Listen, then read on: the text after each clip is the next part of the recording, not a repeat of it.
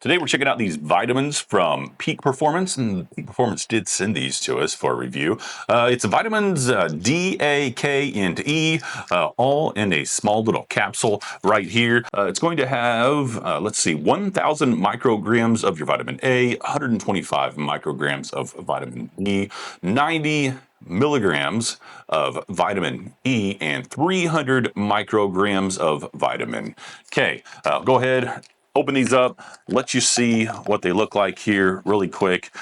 As you can see, they're not too big, which is great. It's always a pain when you get vitamins that look like horse pills. But these ones, nice and small, so no issues there. In regards to smells, I know some vitamins have like a weird smell to them. I didn't notice any smell with these when I took them.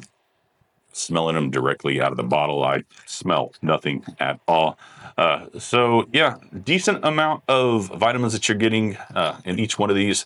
They're small, don't have a weird smell. Another really cool thing about this company is every time you buy a bottle of their vitamins, they donate some to children in need. So really cool right there. So if you're looking for some vitamins, D, A, K, and E, and also looking to help out children in need, gonna have to highly recommend these ones right here from Peak Performance.